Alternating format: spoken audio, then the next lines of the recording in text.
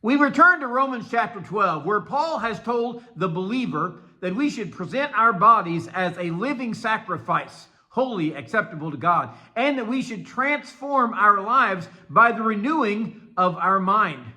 Good morning. This is Pastor Ernie Lewis of the Blue Point Church in Sisney, Illinois, with your thoughts from God's Word for Monday. You know, in Romans chapter 12, he goes on by giving us direction on how to live as a Christian. And if you go down to chapter 12 and verse 14, Paul says, "Bless those who persecute you, bless and do not curse." Now, first of all, I think that we should clear up some misconceptions about persecution. If you are mistreated by customer service at your local store, that is not really persecution. If you mistreat someone else and they retaliate in kind, that is not persecution, all right? If you're reproved for bad actions on your part, that also is not persecution.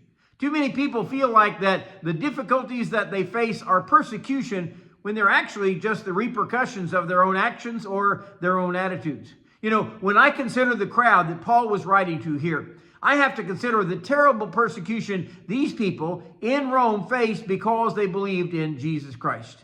It may certainly well be that you are persecuted for your faith. Maybe someone doesn't like the way you witness to them, or perhaps they think that you think you're better than they are. I hope that's not true of us as believers in Jesus Christ. But we also need to be careful that we don't take this personally. This is not normally an attack upon who you are. Jesus actually said in John 15 and verse 18, "If the world hates you, you know that it hated me before it hated you. If you were of the world would love its own. Yet because you are not of this world, but I chose you out of this world, therefore the world hates you." Most of the persecution that we face is because others hate Christ, and perhaps they're convicted in their own hearts, so they retaliate against the believer. So Paul says the best way to react is to bless them.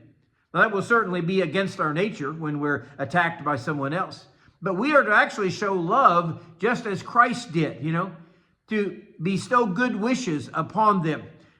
Paul says in verse 20, this type of action by Christians may heap coals of fire upon their heads, but we are called to be loving. And blessing them is not just an outward show, but we are to call for God's blessings on them despite the way they treat us. Paul ends the verse by saying, "Bless and do not curse."